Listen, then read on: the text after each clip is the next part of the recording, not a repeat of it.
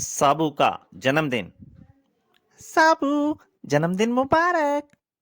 धन्यवाद चाची। क्यों जी, यहाँ खड़े खड़े मुंह क्या ताक रहे हो? जाओ, केक लाओ, साबू का जन्मदिन मनाएंगे। चलो साबू।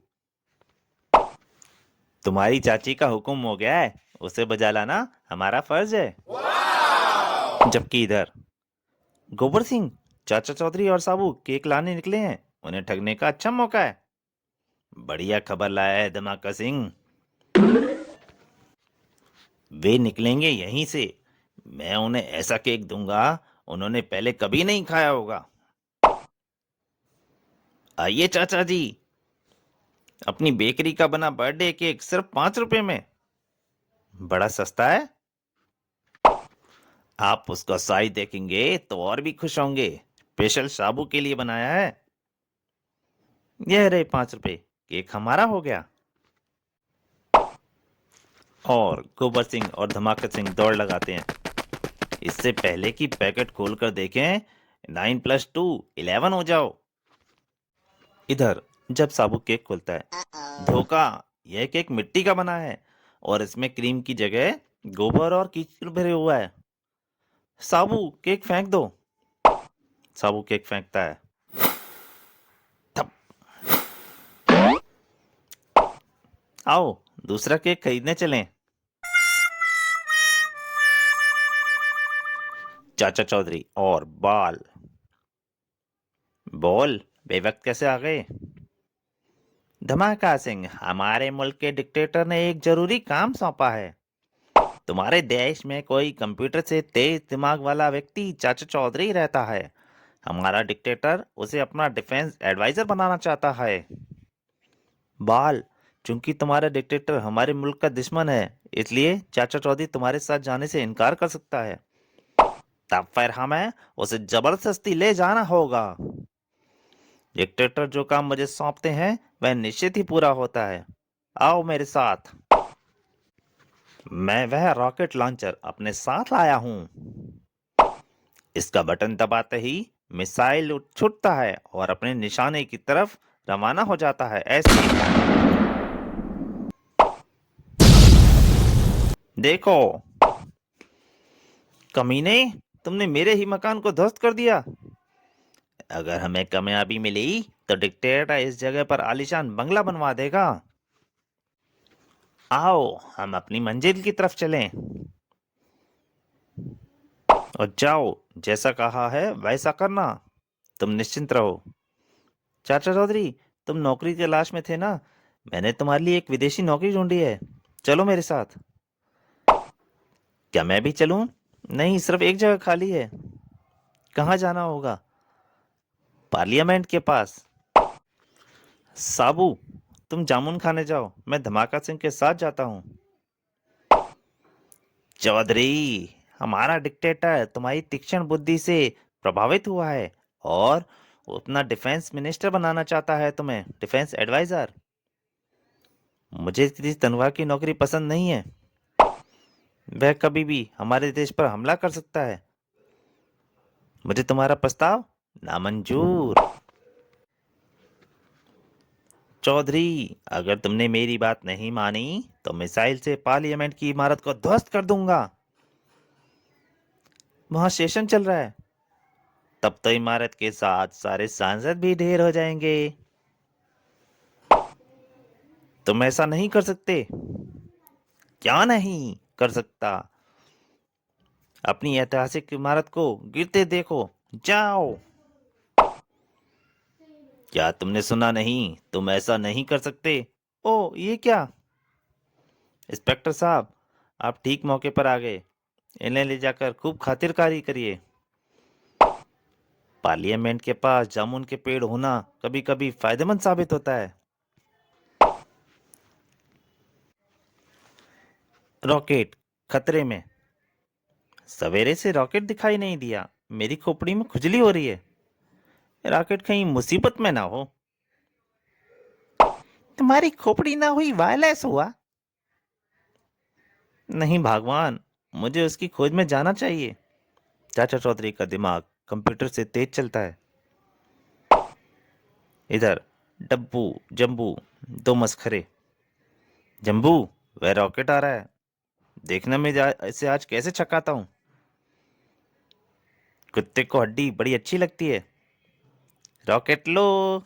रॉकेट की लाट टपकती है। हेलो। रॉकेट उसके पीछे दौड़ लेता है। सावधान, अंदर अंदर पागल हाथी है। जाओ अंदर से हड्डी ले आओ। रॉकेट बिना देखे हड्डी के पीछे दौड़ पड़ता है। अंदर पागल हाथी रॉकेट के पीछे दौड़ने लग जाता है।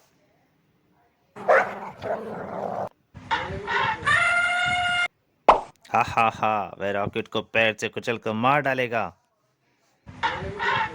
उधर से साबू गुजरता है। ओ, रॉकेट खतरे में है। साबू ने दौड़कर पागल हाथी को पैरों को रोक लिया और फिर साबू ने हाथी को उठा लिया और उछाल दिया। ओ, मर गए। शाबाश साबू, तूने रॉकेट को बचा लिया। दीपू खतरे में। चाचा जी, यदि हम उस द्वीप पर एक हफ्ते के लिए पिकनिक पर जाएं तो कैसा रहेगा? ख्याल तो अच्छा है, लेकिन हम वहां जाएंगे कैसे? मुझे तैरने का बड़ा शौक है, मैं तो तैर कर वहां चला जाऊंगा। लेकिन ये बोरियां जिनमें आटा दालें चीनी और एक हफ्ते तक का खाने के लिए दूसरा राशन है, वहां तक कैसे लेके जाएंगे? तभी चाचा जी का एक पायलट दोस्त आनंद आता है। चाचा, फिक्र न करो, दीपू को तैर कर जाने दो, तो मैं और तुम्हारी बोरियों को मैं वहां हवाई जहाज से पहुंचा दूंगा। इधर दीपू तैरता हुआ जाता है आराम से। वाह, क्या मजा आ रहा है इस समुद्र में तैरने में।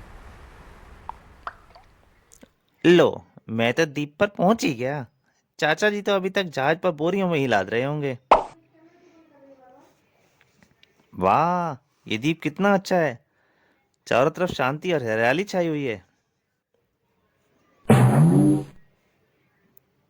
चाचा जी का हवाई जहाज उड़ चला होगा, उसके उड़ने की आवाज आ रही है। परंतु तभी दीपू के पीछे,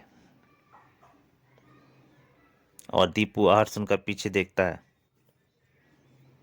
हाँ हाँ, दीपू पर वो मानुष हमला कर देता है। दीपू डंडे से रोकने की कोशिश करता है। इधर चाचा जी का हवाई जहाज द्वीप के ऊपर गुजरता है। आनंद, मुझे और मेरी बोरियों को यहीं उतार दो। इस द्वीप पर कोई हवाई पट्टी नहीं है, इसलिए जहाज यहाँ से नहीं उतर सकता। एक ही तरीका है, बोरियां नीचे फेंको और खुद पैराशूट से कूद जाओ।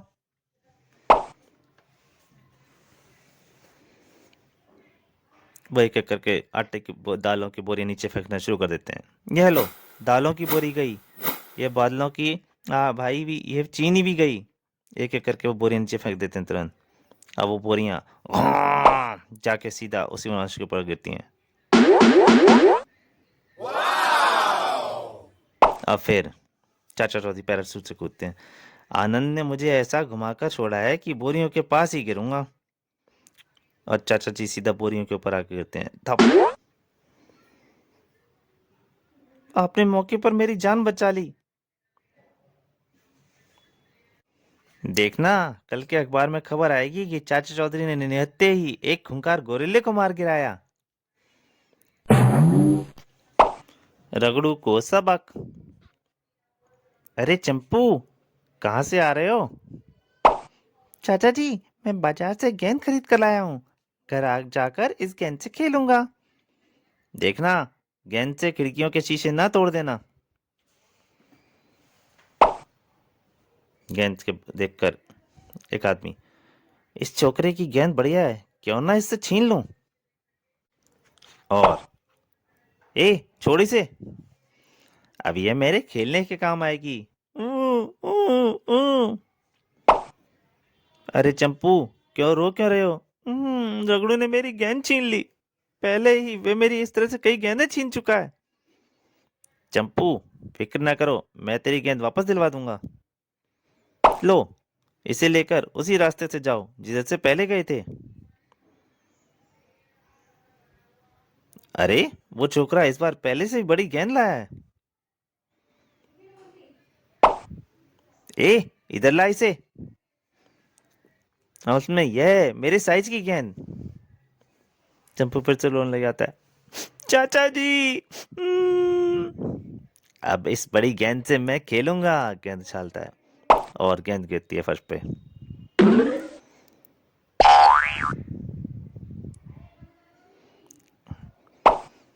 चंपू, दरअसल मैंने जो तुम्हें दिया था वह गेंद नहीं, आंसू गैस का गोला था।